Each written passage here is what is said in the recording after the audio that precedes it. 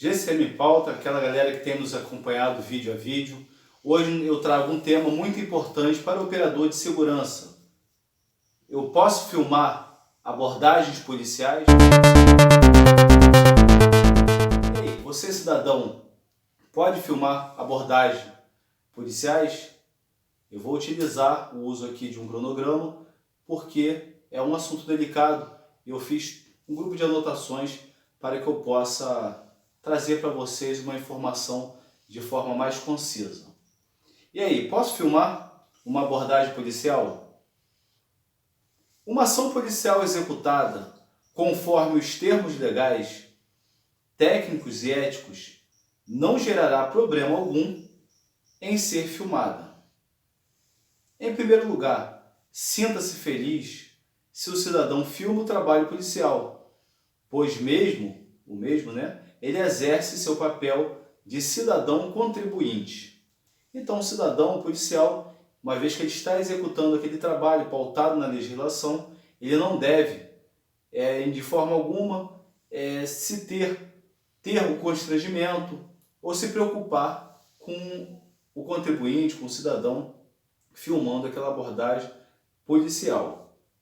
Entretanto, nós, os cidadãos em si, eles devem também ter em mente que nós estamos submetidos a direitos e deveres. Então, o cidadão ele vai dizer, olha, eu tenho um direito de filmar. Sim, ele tem um direito de filmar, mas como cidadão, ele tem deveres também, segundo diz o texto no artigo 5º da Constituição Federal de 1988.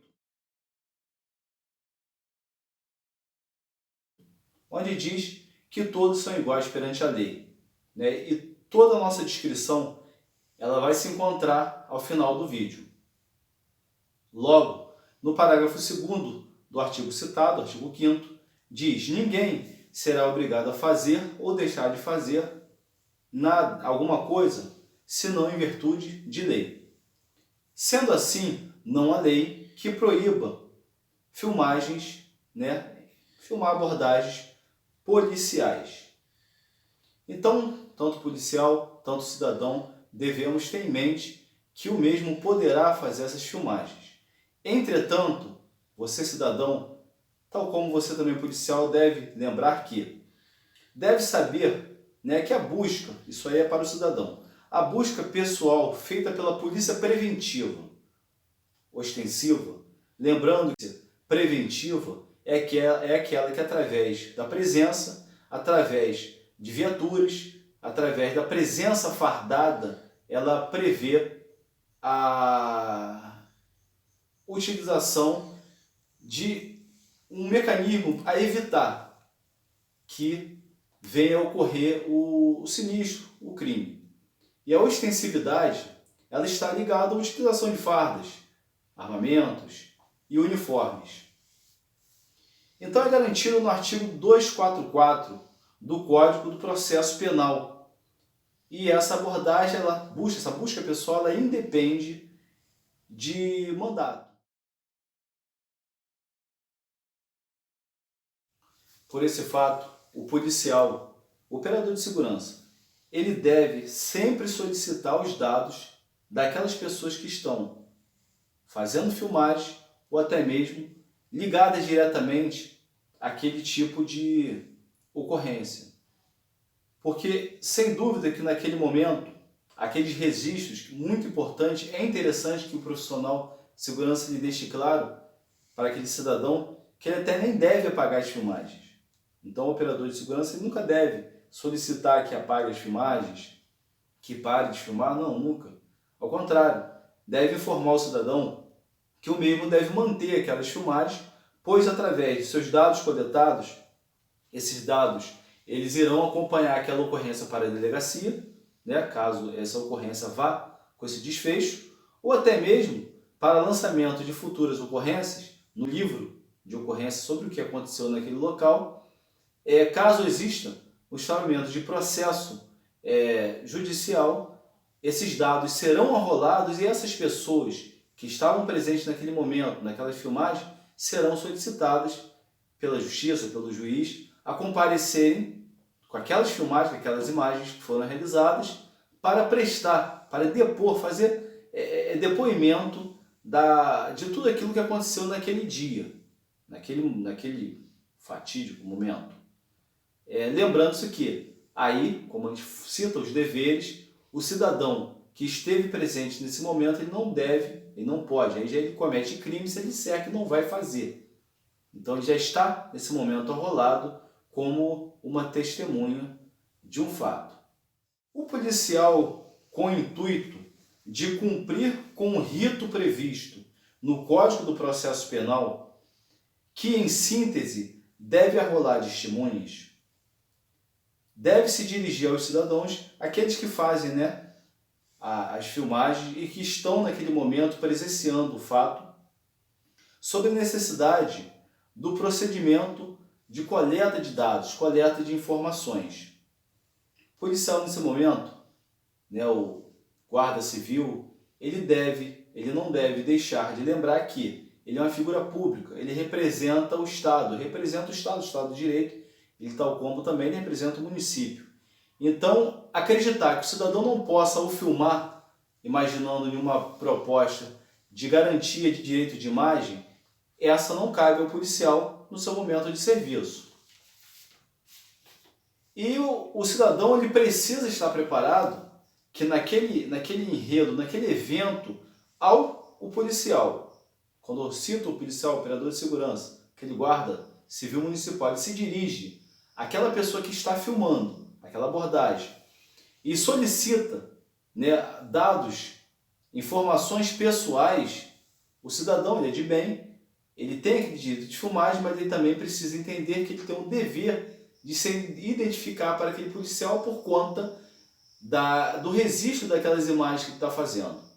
E aí eu venho eu venho trazer para aquele popular, lembrar o policial que existe o TRO, é o termo de registro de ocorrência, ou o BOPM, no caso utilizado pelo policial militar. TRO ele é utilizado pela guarda.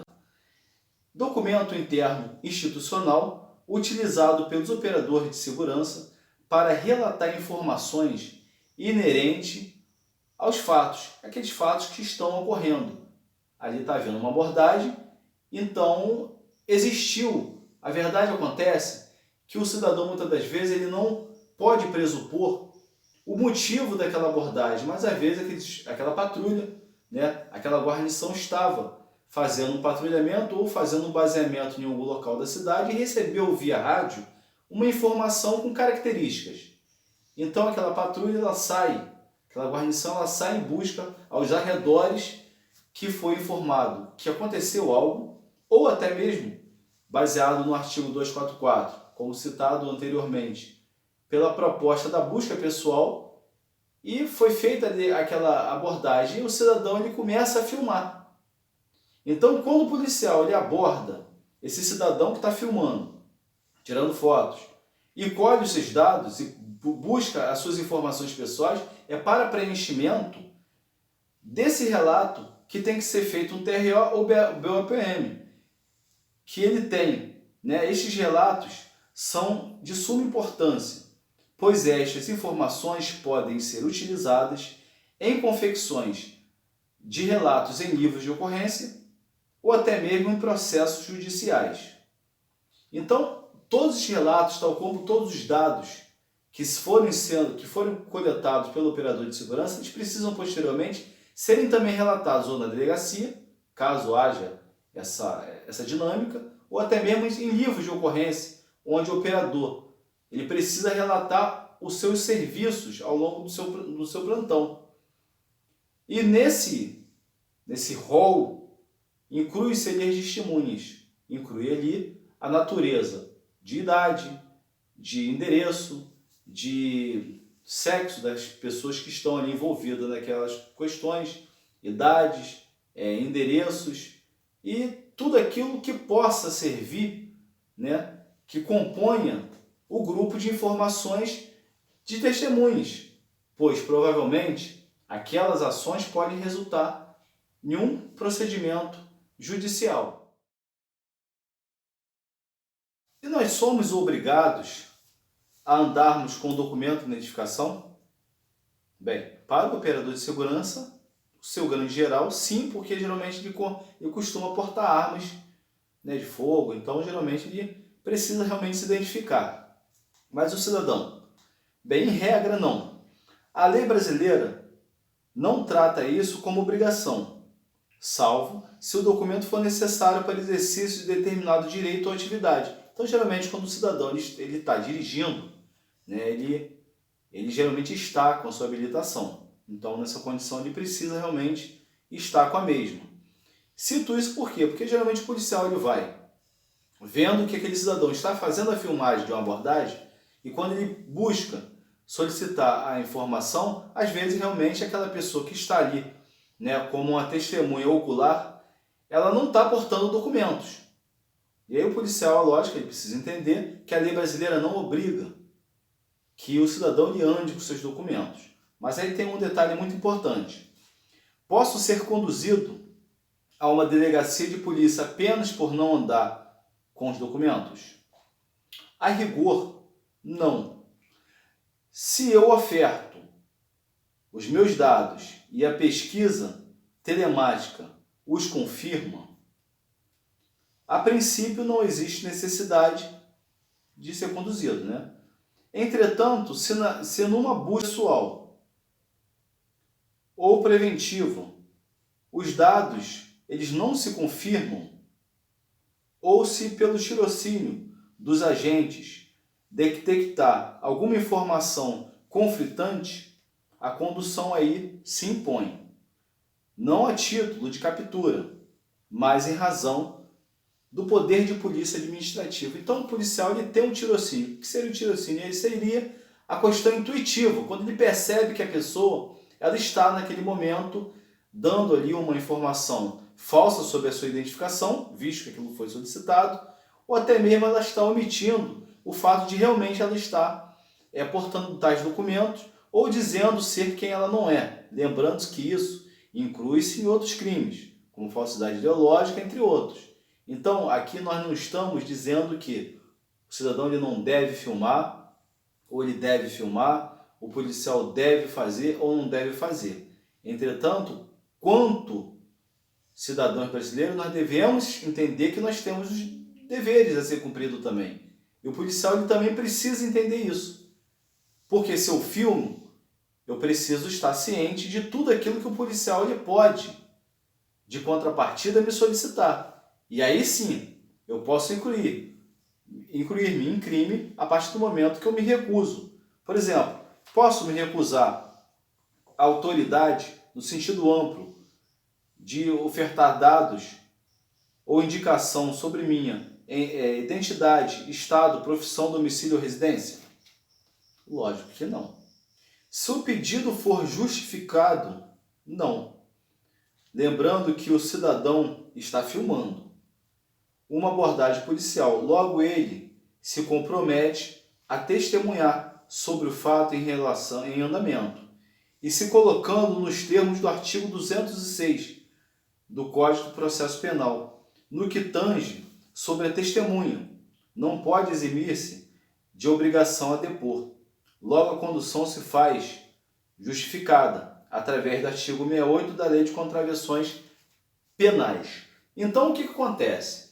Naquele momento, visto que o cidadão ele se colocou na condição de testemunha, visto que ele está fazendo aquelas filmagens, ele, ao se recusar, ele se inclui na condição do que fala a Lei de Contravenções Penais no artigo 68, onde ele se recusa e por essa recusa ele pode sim ser conduzido. E uma vez que ele resista, ele já inclui em outro segmento toda essa questão legislativa, toda essa questão do que tange a busca desses elementos jurídicos, nós estaremos deixando na descrição do vídeo, conforme já falei. No segmento de negativa, o cidadão ele acaba entrando em outra viela jurídica, conforme a gente está podendo entender. Então, eu resisto à prisão, eu, em dado momento, eu posso estar cometendo em algum sentido um desacato, e aí é uma série de questões. Então, eu posso filmar? Sim, eu posso filmar. Policial, o cidadão ele pode filmar? Sim, ele pode filmar. Mas como cidadão eu preciso entender que se eu testemunho algo, eu estou me comprometendo através dos meus dados, através da minha identificação, deixar à disposição daquele policial, daquela guarnição, a necessidade de que eu venha a ser convidado em algum momento a prestar esclarecimento daquilo que eu vi, talvez até em uma ação judicial, porque aquilo pode degringolar para essa condição. Um forte abraço a todos. Eu gostaria que, se você gostou do tema, deixe o seu like, deixe o seu comentário, se inscreva no canal para que nós possamos estar levando esse trabalho à frente e essa informação a todos. Ropi, um forte abraço.